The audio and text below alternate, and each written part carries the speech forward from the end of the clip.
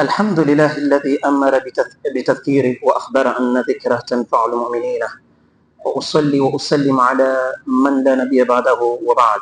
Ahibati fillah, tukiwa katika ukingo wa mwezi wa Ramadhani, kuna adabu ambazo kwamba ipo haja tuwe ni wenye kuzijua kama Waislamu.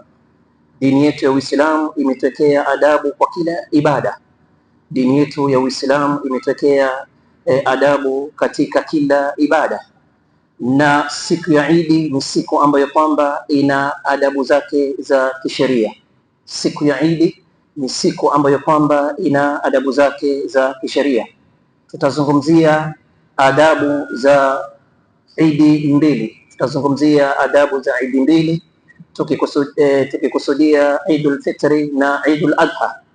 Tusema al-Idani fi al-Islam huma Idul Fitri wa Idul Adha. Idi mbili katika dini yetu ya Uislamu ni Idul Fitri na Idul Adha.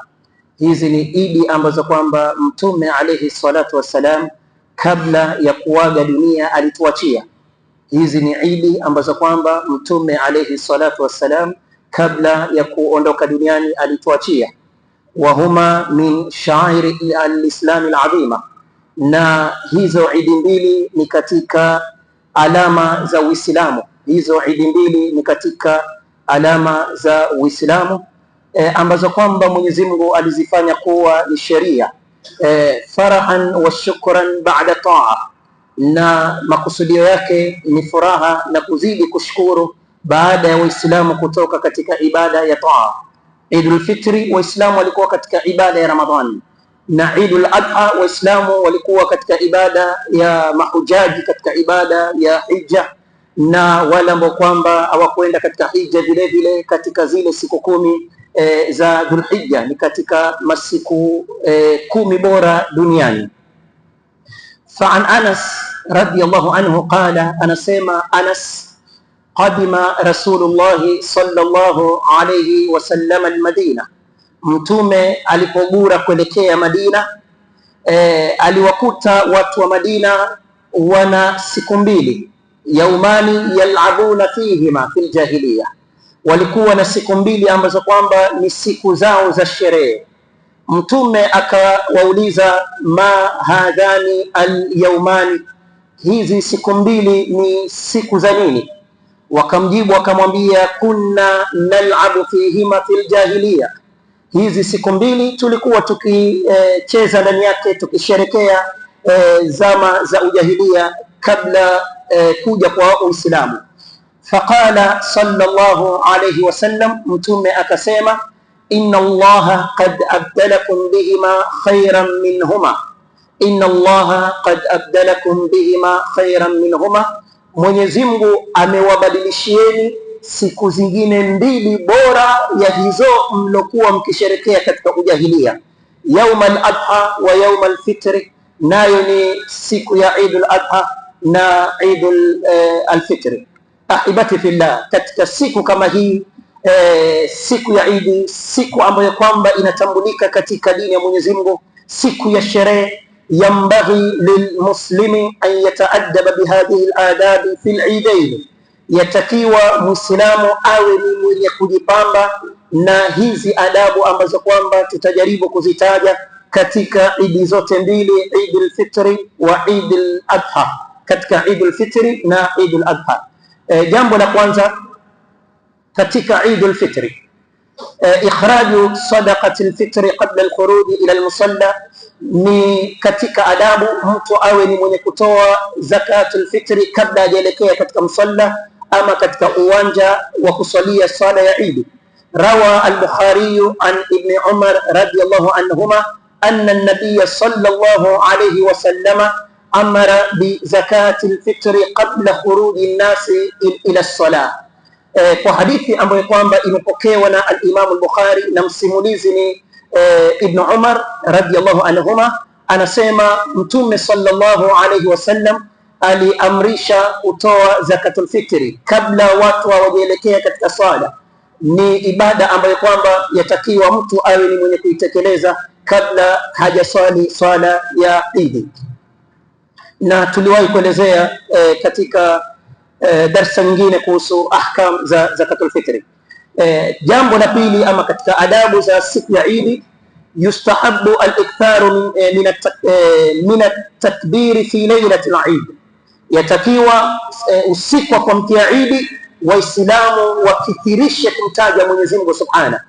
Mfano, mwezi umeonekana tarehe 29, kuanzia huo usiku magharibi tukisha swali yatakiwa tumtaje Mwenyezi Mungu Subhanahu, tukithirishe utajo wa Mwenyezi Mungu Tabaraka wa Taala kama ilivyokuja katika aya walitukmilu al-iddata walitukabbiru Allaha ala ma hadakum.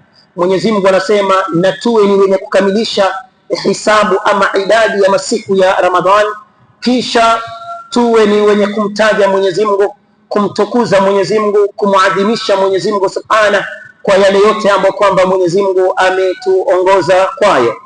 Watakbiru ahibati fillah yabda min ghurubi shamsi akhir yawmin min Ramadan wa yastamiru hatta salati al-Eid. Na takbir itaanza kama tulivyosema jua linapozama siku ya mwisho ya Ramadhan. Jua linapozama tutaanza kumtaja Mwenyezi Mungu Subhana. Mpaka lini? Mpaka saa ngapi? Mpaka tukisha swali swala ya Idi, mpaka tukisha swali swala ya Idi. Wa yakunu aman fil amakin kulliha, na jambo la kumtaja Mwenyezi Mungu ni kila mahala. Ukiwa nyumbani mtaje Mwenyezi Mungu, ukiwa barabarani mtaje Mwenyezi Mungu, ukiwa umelala pia mtaje Mwenyezi Mungu. Kila mahala yatakiwa tuwe ni wenye kukithirisha utajo wa Mwenyezi Mungu Tabaraka wa Taala, kama alivyotueleza Mwenyezi Mungu walitukabbiru Allah, na tuwe ni wenye kumtaja Mwenyezi Mungu Subhanahu wa Taala. Wala takbira fi Eid al-Fitr aqiba salawati al-mafruda, na katika Eid al-Fitr hakuna takbir baada ya swala za faradhi, labda isha, labda fajr. Katika Eid al-Fitr hakuna takbir baada ya swala za faradhi. Takbir ya baada ya swala za faradhi iko katika Eid al-Adha. Katika Eid al-Adha kuanzia alfajiri ya siku ya Arafa, mahujaji wanapoelekea katika bonde la Arafa, katika mlima wa Arafa, hiyo alfajiri yatakiwa tuwe ni wenye kumtaja Mwenyezi Mungu kuanzia wakati huo baada ya kila swala. Mpaka siku gani? Mpaka siku 3 baada ya Eid, ayamu tashriq, alasiri ya mwisho baada al-Eid, ama katika ayamu tashriq ndio mwisho wa kumtaja Mwenyezi Mungu katika swala tunazoziswali. Ama sifa ya takbir, tulete vipi takbir, tulete vipi utajo wa Mwenyezi Mungu Subhanahu? Zimekuja sigha tofauti, unaweza leta mara 3 unapoanza Allahu Akbar, Allahu Akbar, Allahu Akbar, hiyo ni mara 3. La ilaha illa Allah, kisha umpwekeshe Mwenyezi Mungu Subhanahu wa Ta'ala, kisha Allahu Akbar, Allahu Akbar mara 2 au mara 3 mara 3. Allahu Akbar, Allahu Akbar, Allahu Akbar. La ilaha illa Allah, Allahu Akbar, Allahu Akbar, Allahu Akbar, walillahi alhamd. Sigha zimekuja tofauti, wal amru fi hadha wasi'. Jambo lingine katika adabu ya siku ya Eid, ahibati fillah, al-ightisalu lil-Eid. Yatakiwa mtu awe ni mwenye kukoga kwa ajili ya siku ya Eid. Waqad thabata anna Ibn Umar radiyallahu anhuma kana yaf'alu dhalik. Imethibiti kuwa Ibn Umar alikuwa akifanya hivyo, jambo la kuoga siku ya Eid.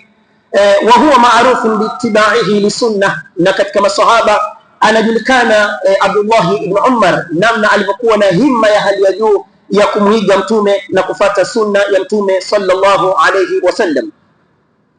Wa yustahabu an yakhruja mutajammilan, na vile vile katika adabu ya siku ya Eid mtu awe ni mwenye kutoka ilhali amejipamba, bimaana amevalia vizuri, muonekano wake mbele ya watu ni mzuri, aangalie katika nguo nzuri ambazo kwamba anazo, na ikiwa ana uwezo wa kupata nguo mpya ni vizuri zaidi, kwa sababu ni siku ya sherehe katika sherehe zetu sisi Waislamu, pamoja na kujitia manukato kwa siku kama hii, kwa sababu unaenda kutangamana na watu, unaenda kuingiliana na Waislamu, ni katika adabu ya siku ya Idi mtu awe ni mwenye kuvalia vizuri na awe ni mwenye kujipamba vizuri katika hii siku ya Idi, ili akionekana mbele ya watu ionekane ni siku tofauti na masiku mengine, kama alivyosema Mwenyezi Mungu Subhanahu, ya bani Adam khudhu zinatakum inda kulli masjidin,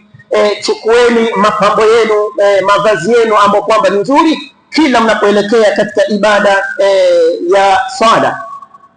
Na imekuja katika sunna kuwa Saidna Umar kuna siku alimnunulia Mtume alayhi salatu wasalam, alienda sokoni akamnunulia vazi, lakini vazi la hariri, akampelekea Mtume alayhi salatu wasalam, akamweleza Mtume kuwa fatajammal biha lil'id, ya Rasulullah, chukua nguo kama hii uwe ni mwenye kujipamba ama uwe ni mwenye kuivaa katika siku ya Idi. Faqala sallallahu alayhi wasallam, Mtume akamjibu Saidna Umar akamwambia, innama hadhihi libasu man la khalaqa lahu, hii ni nguo ya watu ambao kwamba hawana nafasi akhera, bimaana ni nguo ambao kwamba haivaliwi na Waislamu.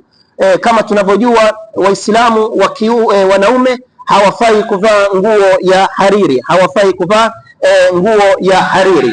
Vile vile ndugu Waislamu, katika adabu ya siku ya Idi, na hii ni katika Idul Fitri, al-aklu fi Idul Fitri qabla salati al-Eid wa fi al-adha ba'daha. Al-aklu fi Idul Fitri qabla salati al-Eid wa fi al-adha ba'daha, ni katika sunna katika swala kabla hujaelekea kuswali swala ya Idul Fitri, uwe ni mwenye kula, uwe ni mwenye kula. Na hii sunna wengi wetu tunaghafilika nayo. Katika Idul Fitri ni vizuri, ni katika sunna ya mtume wetu alayhi salatu wasalam, kabla hujaelekea katika musalla uwe ni mwenye kula, tofauti na Idul Adha. Idul Adha ni sunna uende uswali, bimaana ujizuie uende uswali, baada ya kuswali uwe ni mwenye kula, na mtume alikuwa kila kwa kile kichinja ambacho kwamba amekichinja.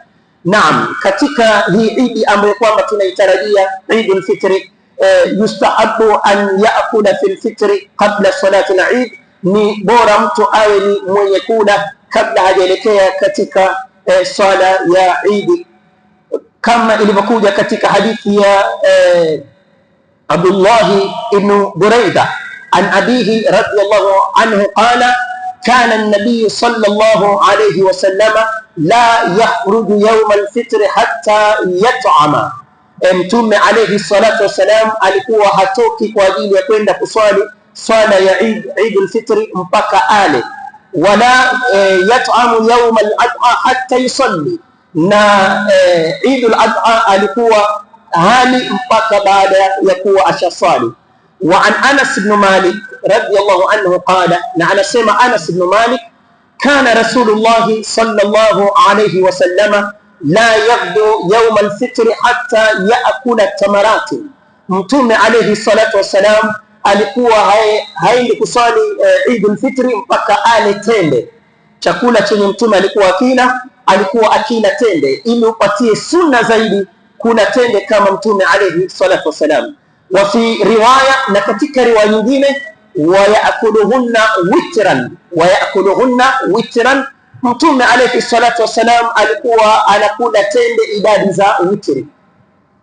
Na katika hadithi inaonyesha ilikuwa inaanzia 3, ima 5, ima 7, ima 9, hakadha, lakini si moja, kwa sababu imekuja katika hadithi kuwa Mtume alayhi salatu wasalam alikuwa hatoki kwenda kuswali Idi hata yaakula tamarati, na tamarati ni jamu tamr, alikuwa kila tende kadhaa. Bila shaka inaonyesha ni tende zaidi ya moja. Ama hadithi ya pili, wa yakuluhunna witran, alikuwa akila witri, na witri katika jamu inaanzia 3, haianzii moja, si jamu, inaanzia 3. Kwa hivyo mina sunna yote ambaye kwamba atakula tende siku ya Idi kabla kuelekea katika msalla, awe ni mwenye kula ima tende 3 ama 5 ama 7 ama 9 kwa mfano huo. Na jambo lingine mbali na siku ya Idi, Kuna watu wana mazoea ya kula tende witri hata katika Ramadhani, labda ile wakati wa kufungua saumu atachukua tende 3 ama 5 akisema ni sunna, nimechukua witri.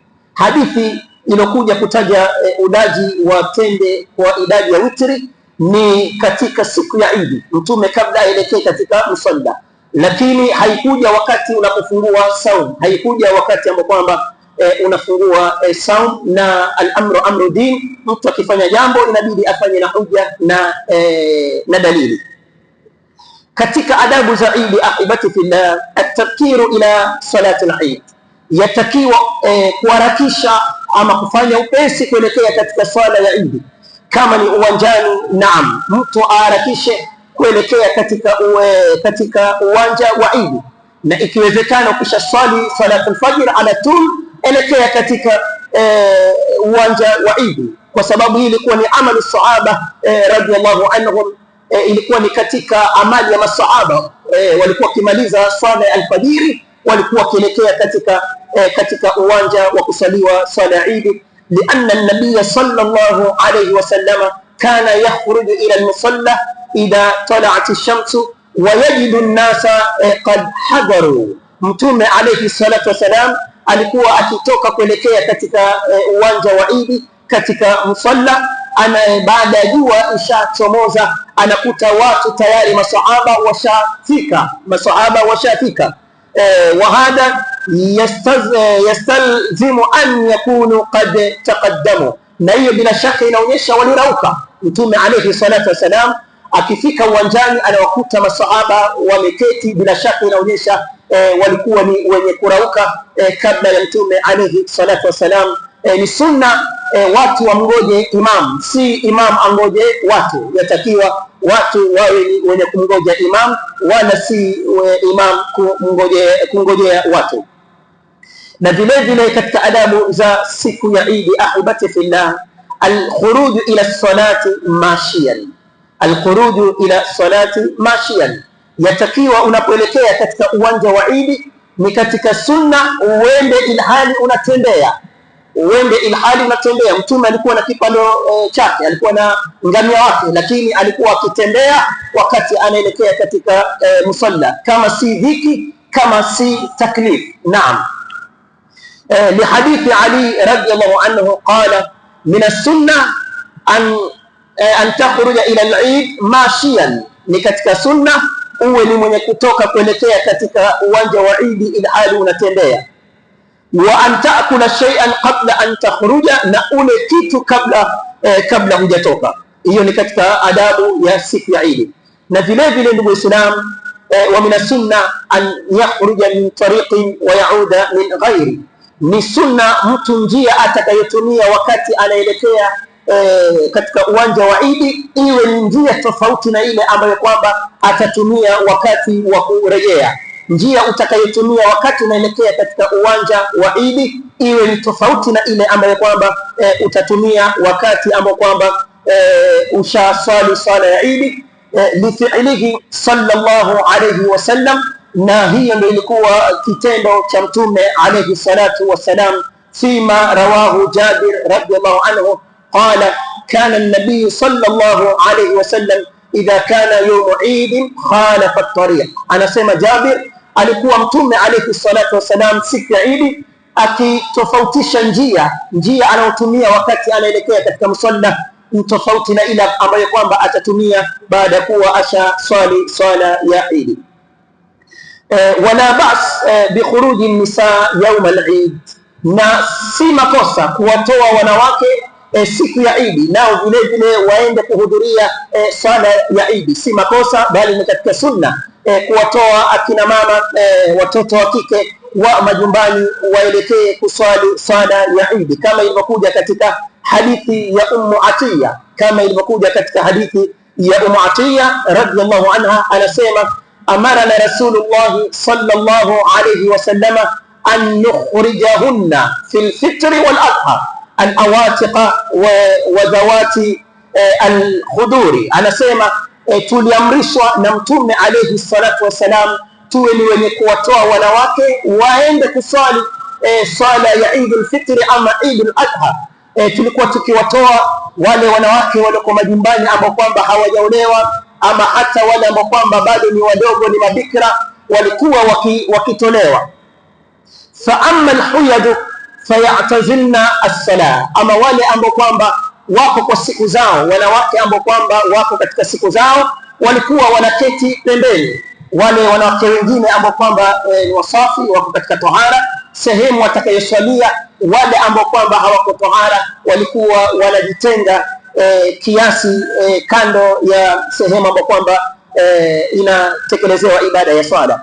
Wayashhadna alkhaira wa da'wat almuslimin, walikuwa hao wanawake pia wanashuhudia khairi katika siku ya Idi. Kuna khairi chungu nzima, na wao vile vile wanashuhudia khairi kama hiyo, na wanashuhudia wanapata kuitikia pia dua ambayo kwamba Waislamu wanaomba siku kama hiyo. Kwa hivyo ni sunna ahibati fillah, tuwe ni wenye kuhimiza wake zetu, mabinti zetu, dada zetu, mama zetu, wawe ni wenye kuhudhuria swala ya Idi, waweze kupata khairi ya siku ya Idi na dua ambayo kwamba Waislamu wanaomba siku kama hiyo. Katika adabu za Idi ahibati fillah, as-salatu fil musalla, yatakiwa hii swala ya Idi tuwe ni wenye kuiswalia katika musalla, katika uwanja, na hii ndio ilikuwa sunna ya Mtume alayhi salatu wasalam, kama ilivyokuja katika hadithi ya Abu Sa'id al-Khudri radiyallahu anhu, anasema kana Rasulullah sallallahu alayhi wasallam yakhruju yawm al-fitr wal adha ila al-musalla. Mtume alayhi salatu wasalam alikuwa akitoka katika Idi zote mbili akielekea katika musalla, na sote twajua fadhila ya kuswali kwa msikiti wa Mtume ni nusu ya fadhila ya msikiti wa Arab, msikiti wa Makka. Lakini Mtume alayhi salatu wasalam anauacha msikiti wake, anaelekea kuswali kwa uwanja, anaelekea kuswali katika musalla. Na Mtume katika uhai wake aliswali Idi 18. Katika uhai wake aliswali Idi 18 kwa sababu iliwekwa sheria ya Idi mwaka wa pili wa hijra, na Mtume aliishi Madina miaka 10, na kila mwaka ina Idi mbili. Mtume alayhi salatu wasalam aliswali Idi 18. Idi zote aliziswalia uwanjani, Idi zote aliziswalia uwanjani isipokuwa Idi moja. Kuna hadithi ilikuja na baadhi ya wanazuoni pia wametaja hiyo hadithi, huenda ina udhaifu, lakini hata kama itasih, Mtume aliswalia msikitini wakati huo kwa udhuru ya mvua. Ikitokea dharura yoyote, ima mvua, ima baridi kali, kuna nchi ambazo kwamba wana baridi kali, labda baridi kali imetokea, ama kuna upepo mkali, ama hofu imetanda, ikipatikana udhuru ya kisheria, si makosa kusalia msikitini. Lakini tuisheni hii sunna ya mtume wetu sallallahu alaihi wasallam, alikuwa akiswali swala ya Idi uwanjani, na anasema sallu kama raaitumuni usalli, swalini kama mlivyoniona nikiswali. Vile vile ndugu Waislamu, yafaa tujue katika hii siku ya Idi, swala ya Idi haina qablia wala baadia. Kuna baadhi ya watu wakifika katika uwanja utaona wanaswali raka mbili. Swala ya Idi haina qablia wala baadia, kama ilivyokuja katika hadithi ya Ibn Abbas radiyallahu anhuma anna Rasulullah sallallahu alayhi wasallam kharaja yawma adha au fitr fasalla rak'atayn lam yusalli qablaha wala ba'daha. Mtume alayhi salatu wassalam alitoka katika imma Eid al-Adha ama Eid al-Fitr, akaswali raka mbili. Raka mbili ni zile za swala ya Eid, na wala hakuswali kabla yake raka mbili wala baada yake raka mbili. Swala ya Eid haina qablia wala baadia, ila ikiwa swala itaswaliwa msikitini, ama yote ambaye kwamba ataswali msikitini kwa dharura yote ile, akiingia msikitini basi aswali raka mbili. Raka mbili atakayeswali ni tahiyatul masjid. Idha dakhala ahadukum al-masjida falyarka rak'atayn qabla an yajlis, au kama qala alayhi salatu wasalam, kama ilivyokuja katika sunna. Anasema Mtume alayhi salatu wasalam, mmoja wenu akiingia msikitini kabla hajaketi, yatakiwa aswali raka mbili zinazojulikana kama tahiyatul almasjid. la haraja ala man salla al-Eid an yansarifa wala yajlisa lilkhutba. Ukishaswali swala ya Eid, si makosa, kwa sababu baada ya kusaliwa swala ya Eid kuna khutba, tofauti na Ijumaa. Ijumaa mwanzo ni khutba inatangulia kisha swala, ama swala ya Eid mwanzo ni swala kisha khutba. Si makosa yeyote ambaye kwamba atamaliza kuswali swala ya Eid akaondoka akawacha kusikiza khutba, si makosa. Hili liliwahi tokea hata wakati wa Mtume alayhi salatu wasalam. Mtume anatoa khutba, baadhi ya masahaba wameketi wanasikiza na baadhi ya masahaba wanaondoka. Kwa hivyo si jambo la makosa, wala wale wenye wanaondoka tusije tukawaona kuwa wamehalifu sheria ama wamekosea. La, kama alivyosema Mtume alayhi salatu wasalam baada ya kuswalisha swala ya Eid, akasema inna nahtum, sisi tunatoa khutba. Faman ahabba an yajlisa lilkhutba falyajlis, yeyote ambaye kwamba anapenda kuketi asikize khutba basi aketi. Waman ahabba an yadhhaba falyadhhab, na yeyote ambaye kwamba anapenda kwenda ama kuondoka basi ruksa awe ni mwenye kuondoka. Baadhi ya masahaba walikuwa wanaketi na baadhi ya masahaba walikuwa wanaondoka, lakini kwa ajili ya kheri nyingi, thawabu zaidi, na utafaidika katika mazungumzo ambayo kwamba yatazungumzwa na khatibu, ni bora ikiwa utaketi uwe ni mwenye kusikiza khutba. Wala ba'sa bitahniyati fil Eid, na hakuna makosa kupeana tahnia ama kupeana hongera siku ya Eid. Kuna baadhi ya vijana labda wanaona hili jambo kuwa ni makosa ama la uzushi. La, ni jambo ambalo kwamba lina dalili. Si makosa Waislamu wanapokutana kuelezana Eidukum mubarak ama Eid mubarak ama taqabbala Allahu minna wa minkum, Mwenyezi Mungu atutakabalie sisi pamoja na nyinyi. Ni siku ya Waislamu kudhihirisha furaha baina yao na kuombeana dua na kutakiana kheri katika siku kama hiyo.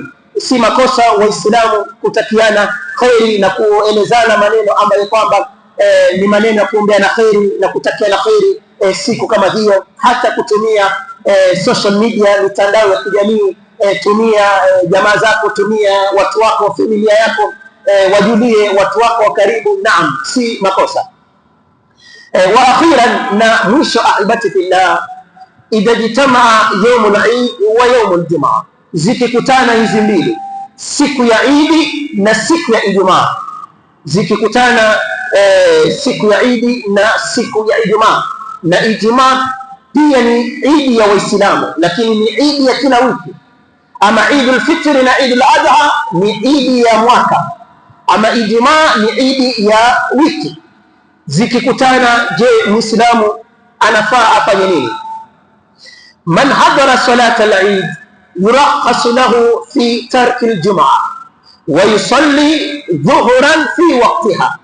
Yule ambaye kwamba atawahi kusali swala ya Eid, yule ambaye kwamba atawahi kusali swala ya Eid, sheria inampa ruhusa aiwache Ijumaa, badala yake aswali swala ya adhuhuri, lakini kwa wakati wake. Aswali swala ya adhuhuri kwa wakati wake. Wa hadha ma'thurun 'ani an-nabii sallallahu alayhi wasallam was-sahaba, na hiyo imepokelewa kwa Mtume alayhi salatu wasalam na vile vile kwa wanafunzi wa Mtume, masahaba. Walakin al-afdal an yusalli al-jum'a ma'a an-nas, lakini bora hata kama umeswali swala ya Eid uswali tena Ijumaa. Hata kama umeswali swala ya Eid uwe ni mwenye kuswali tena Ijumaa. Hii ni bora, kama ilivyokuja katika hadithi iliyopokelewa na al-Imam Abu Daud, na msimulizi wa hadithi ni Abu Huraira radiyallahu anhu, anna an-nabiy sallallahu alayhi wasallam qala qad ijtama'a fi yawmikum hadha eidan faman sha'a ajza'ahu min al-jum'ah wa inna mujammi'un. Iliwahi tokea wakati wa Mtume alayhi salatu wasalam, zilikutana Ijumaa mbili, zilikutana Eid mbili, siku ya Eid na siku ya Ijumaa. Mtume katika hutuba yake akahutubia masahaba, akawaambia qad jitamaa fi yaumikum hadha idani, katika siku yenu hii zimekutana idi mbili, idi ya wiki ambayo kwamba ni Ijumaa na idi imma idul adha ama idul fitri. Mtume akasema faman shaa ajzaahu, yeyote ambaye kwamba anataka atakuwa ni mwenye kuswali moja awache moja, kama tulivyowahi kusema ukiswali swala idi una ruksa uwache Ijumaa, badala yake uswali adhuhuri.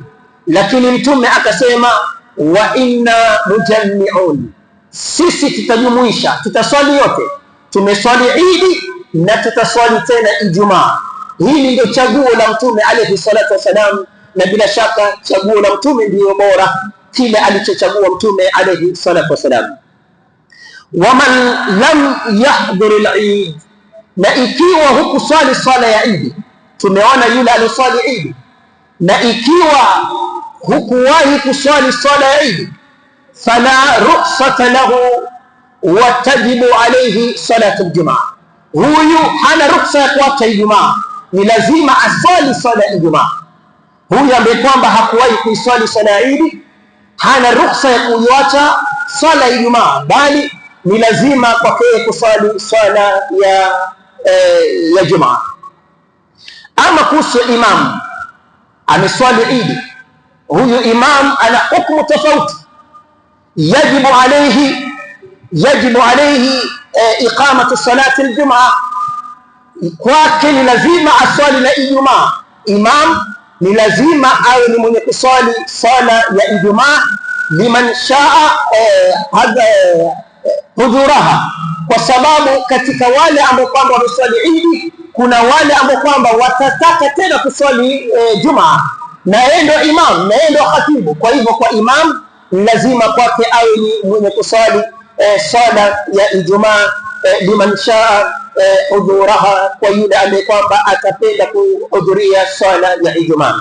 Ama kuhusu adhan siku hiyo ambayo kwamba itakutana idi na Ijumaa, la yushra'u illa fi almasajid allati tuqamu fiha salatu aljumaa, adhana hairuhusiwi illa kwa misikiti ambayo kwamba itaswaliwa Jumaa.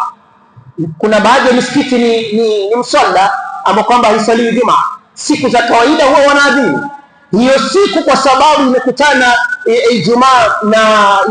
Ijumaa na Eid, na wao labda wataswali dhuhur, basi wasiadhini swala ya adhuhuri, watu wasije wakadhani ni swala ya Ijumaa. Siku hiyo wasiadhini swala ya dhuhur, watu wasije wakadhania kuwa ni adhana ya swala ya Ijumaa. Ndugu Waislamu, hizi ni baadhi tu za adabu ambazo kwamba nilipenda tuwe ni wenye kukumbushana na kuelezana zinazohusiana na salatul Eid. Na kama alivyosema mmoja katika wasemi, al-adabu fil amal alamatu qabuli al-amal, adabu ikipatikana katika amali bila shaka ni dalili ya kukubaliwa amali. Tujipambeni na adabu za Kiislamu, tujipambeni na adabu za dini zetu, kwa sababu dini yetu ni dini ya adabu. Mwenyezi Mungu atujalie min alladhina yastami'una alqawla fayattabi'una ahsana. Subhanaka Allahumma bihamdik, ashhadu an la ilaha illa anta, nastaghfiruka wa natubu ilayk. Afwan minkum. Assalamu alaykum wa rahmatullah.